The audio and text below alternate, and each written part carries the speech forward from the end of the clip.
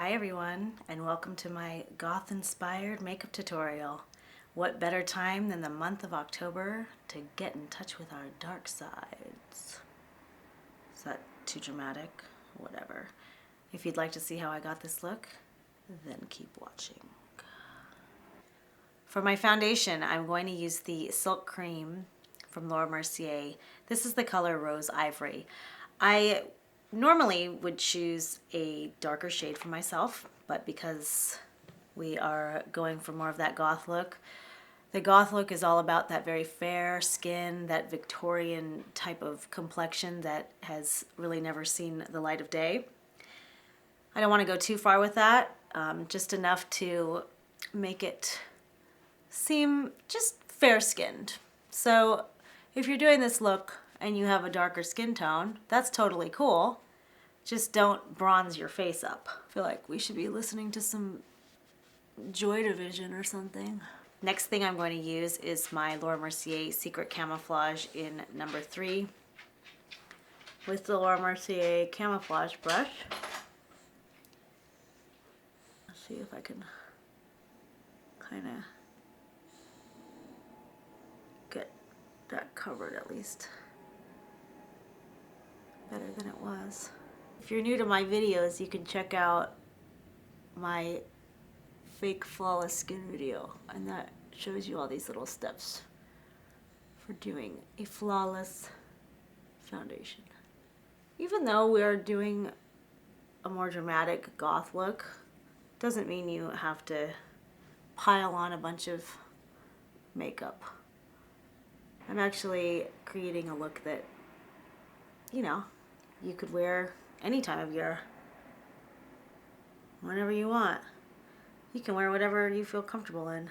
That's what I say. If you want to rock pale skin and super goth makeup all the time, freaking do it.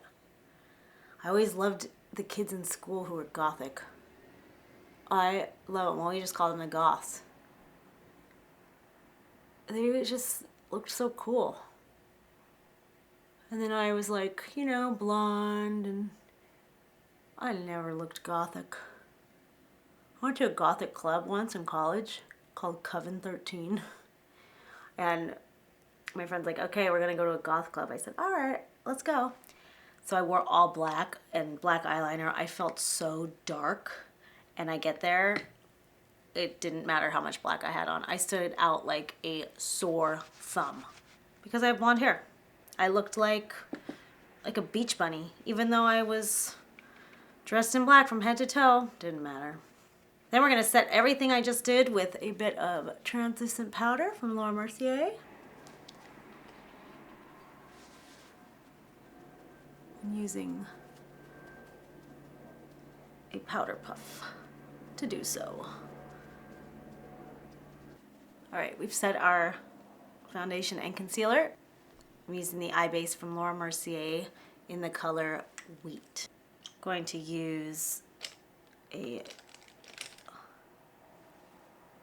synthetic haired brush to apply that. This is the Bdellium 963 brush. That has a bit of color to it. You can also use your concealer if you so desire. I'm gonna blend that out. I'm not taking that color all the way to the brow bone. Just wanna keep it mostly on the lid and then just right up through the crease. The next thing I wanna do is tone down my eyebrows a little bit and make them appear lighter. So I'm gonna take a bit of the Laura Mercier Secret Camouflage and just gently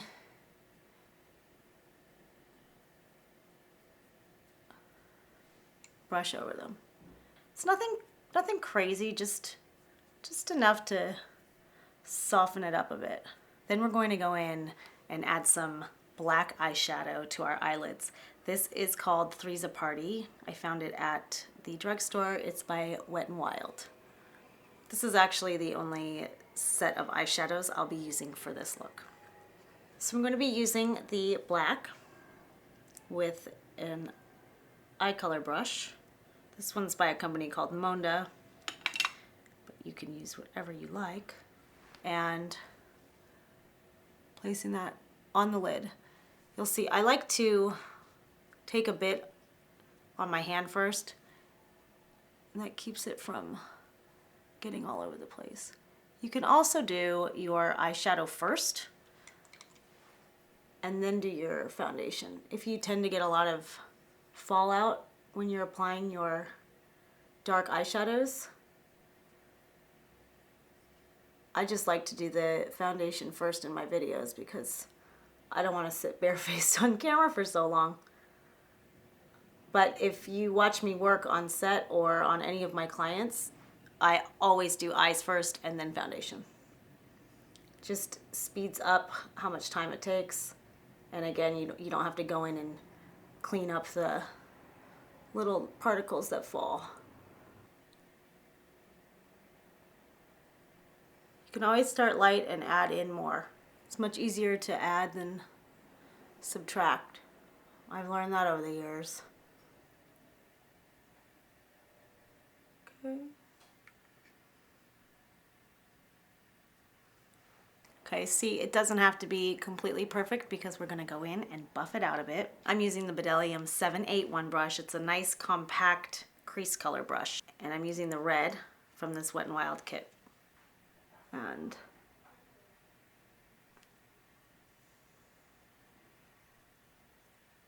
buffing that red into the crease. It's always starting at the outer edge, so more pigment goes there.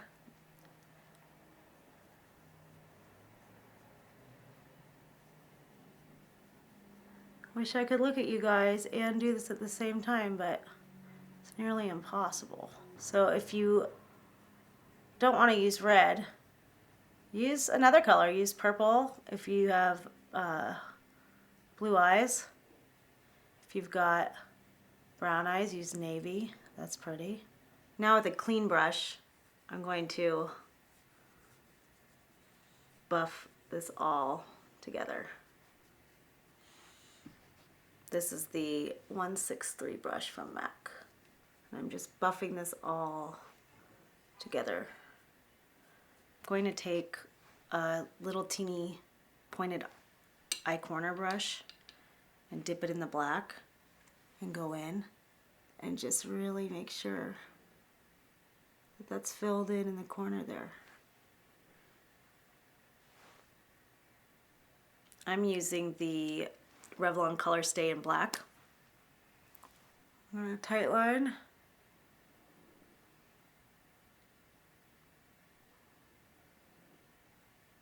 Can even go a little bit up here too, just to make sure that that is all filled in. You don't want this pink line showing. You're the Princess of Darkness, or the Prince of Darkness. Can't have pink lash line. Let's curl our eyelashes with the Kevyn Aucoin lash curler and add a coat of mascara. This is the Telescopic in black, which I'm loving. Use whatever mascara you like, as long as it's black.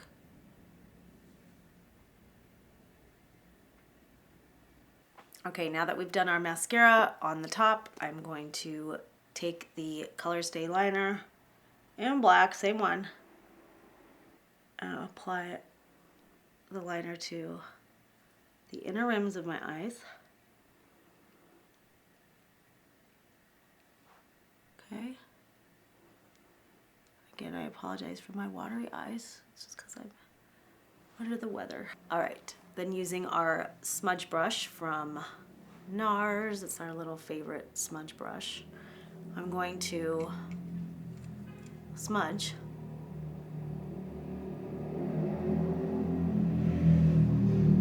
under the lash line. You can go as dramatic as you like with this. Meaning, if you want to bring that down really low and you're comfortable with that, do it. Just using a little bit of that black shadow from the Wet n Wild kit. Teeny tiny bit.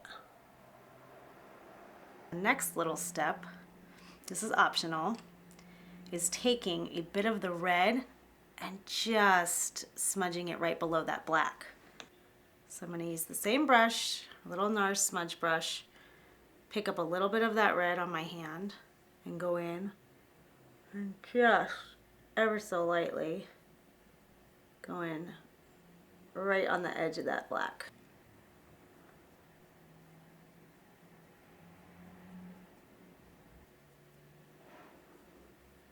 Now you can go in and add another coat of black mascara if you like. And then I'm going to add just a bit of cheek color.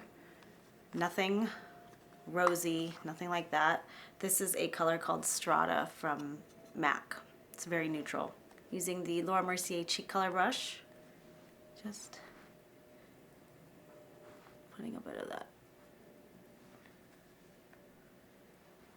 More in the hollow of the cheek here.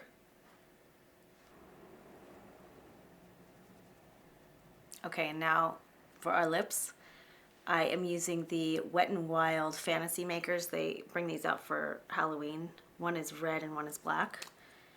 I'm going to mix a little bit of those together. I don't want to do a full black lip. You can if you like. I just feel it's a little too harsh. I want to take the edge off just a bit. So I'm going to pick up a touch of the red. You can see that color there.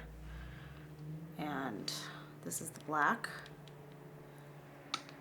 So a touch of the black. Putting those both on my hand. This is just a good old lip color brush. It's easier to get a more exact line with this, with a brush.